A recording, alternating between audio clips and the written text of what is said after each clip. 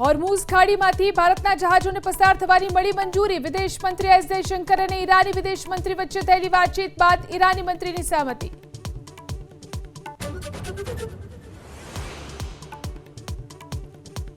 महायुद्धના માઠા પરિણામો વચ્ચે ઇફકોનો gas plant બંધ। સરકારી ગાઈડલાઈનને ફોલો કરવા ઇફકોના ચેરમેન દિલીપ સંઘાણીની અપીલ।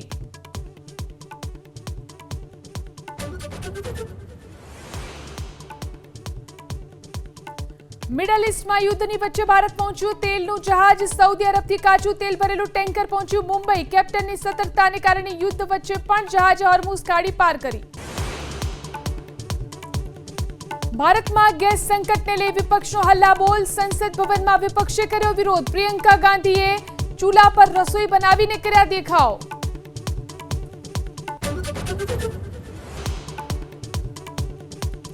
ગાંધીનગરમાં યોગ શિબિરના પહેલા દિવસે માત્ર 17 એમએલએ હાજર। મેદસ્વીતા મુક્ત ગુજરાતની વાતો વચ્ચે ધારાસભ્યોમાં નિરસતા।